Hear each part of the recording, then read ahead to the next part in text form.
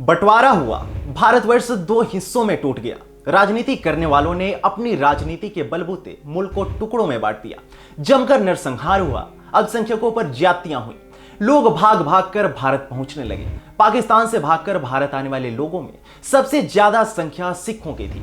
कई इतिहासकार आजादी के पश्चात पाकिस्तान में सिखों के नरसंहार की बातें भी बयां करते हैं। हालांकि इतना सब होने के बावजूद आजादी के बाद तक पाकिस्तान में सिखों की कुल आबादी वहां के जनसंख्या की 15 से 16% थी। यानी पाकिस्तान में सिख 20 लाख से ज्यादा थे। लेकिन आज के समय में वहां सिखों की आबादी 10 से 15 हजार के करीब पहुंच गई है। लेकिन ऐसा क्या हुआ कि 75 साल में पाकिस्तान में सिख खत्म हो गए? ऐसा क्या हुआ कि मानवाधिकार की बात करने वाले देशों ने इस मसले पर चुप्पी साधे रखा? ऐसा क्या हुआ कि जहां सिख धर्म की स्थापना हुई उस जगह पर सिख बचे ही नहीं? नमस्कार, मैं हूं आपके साथ अवनीश और आज की वीडियो में मैं आपको उन कारणों से अवगत कराऊंगा जिसके कारण पाकिस्तान में सिख खत्म होते चले गए। दरअसल 500 वर्ष पुराने इस धर्म की स्थापना ननकाना साहिब में हुई थी, जो कि सिखों के पहले गुरु श्री गुरु नानक देव जी की जन्मस्थली है और अब यह पाकिस्तान में स्थित है। पाक सिख गुरुद्वारा प्रबंधक कमेटी के अनुसार 1947 में पाकिस्तान में 20 लाख सिख थे। लाहौर, रावलपिंडी और फैसलाबाद जैसे बड़े शहरों में सिख समुदाय की आबादी सबसे ज्यादा थी। भारत पाकिस्तान की स्वतंत्रता प्राप्ति के बाद ज्यादातर सिखों ने पाकिस्तान को भारत के लिए छोड़ा। सिखों को पाकिस्तान में 2017 की जनगणना में शामिल नहीं किया गया था, इसलिए उनके बारे में कोई वास्तविक आंकड़ा नहीं है। ज्यादातर सिख मौजूदा समय में खैबर पख्तूनख्वा में रहते हैं।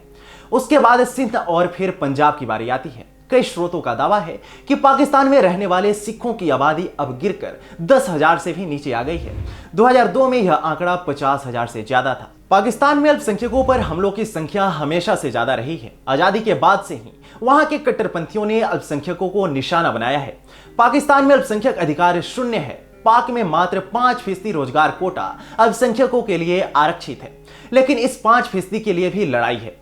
वहां सिख छात्रों को स्कूल से इसलिए निकाल दिया जाता है क्योंकि उनके माथे पर पगड़ी और हाथ में कड़ा होता है। वहां सिखों को नौकरी से इसलिए निकाल दिया जाता है क्योंकि वे सिख जीवन शैली को अपनाए रखते हैं। वहां की स्कूल, कॉलेज और यहां तक कि यूनिवर्सिटीज में भी सिखों को एडमिशन पाने के लिए पापड़ बेलने पड़ते हैं।